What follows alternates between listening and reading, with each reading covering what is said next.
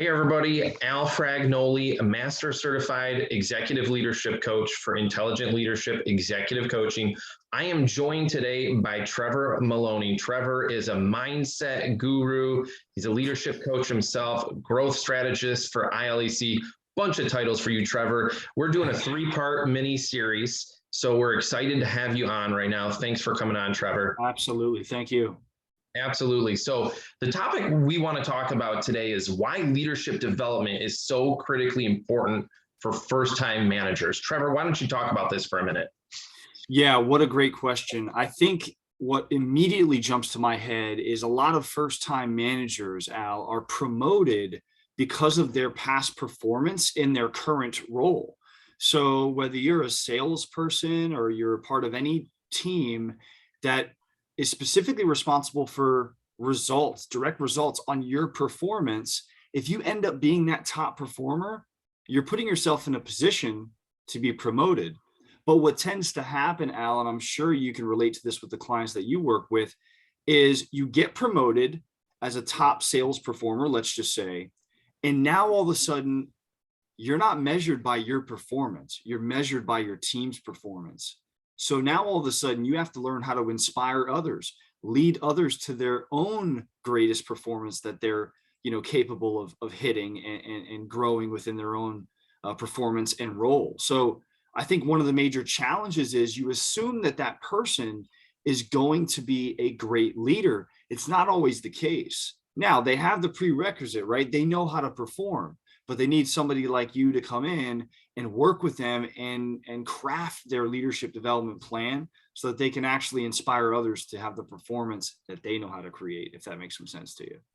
Absolutely, Trevor. I love so much of what you just mentioned right there. So many of the people that I talk to and deal with on a regular basis, this seems like a constant struggle, especially for the emerging leaders out there, those first-time managers that we're talking about, right?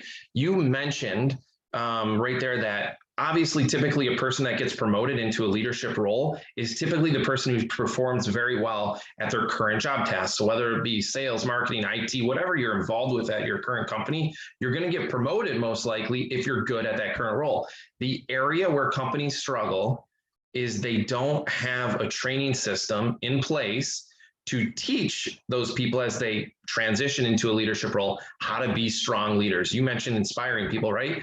It's different because, when you're on a sales team, you're just concerned about yourself. You get out of bed, you find a way to motivate yourself, get through the workday and perform at a high level focused on you.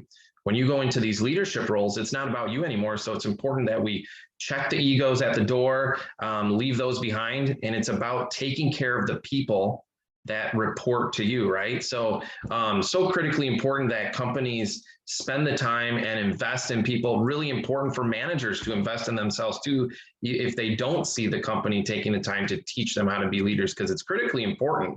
A manager's success is going to be determined on how his people perform, and if he can transition some of those people into being the next leaders at that organization or within a different organization. So awesome stuff that you shared right there, Trevor.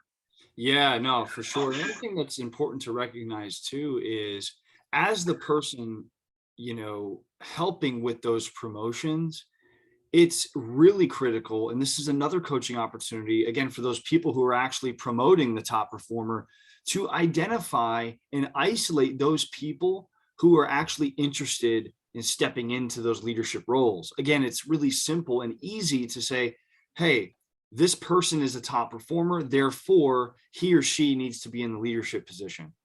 That's not always the case.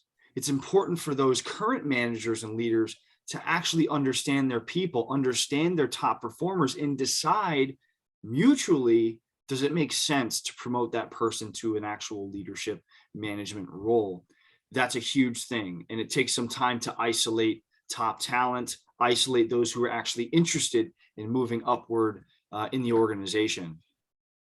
Absolutely. All fantastic stuff, Trevor. I'm glad we touched on this. Again, this is the first of a 3-part series that we're bringing to each and every one of you on Monday of every Monday for the remainder of this month. So if you liked what you heard today, which I'm hopeful you did, make a comment. We want to hear from you. So share your thoughts, share your comments on the video. We would love to hear from you.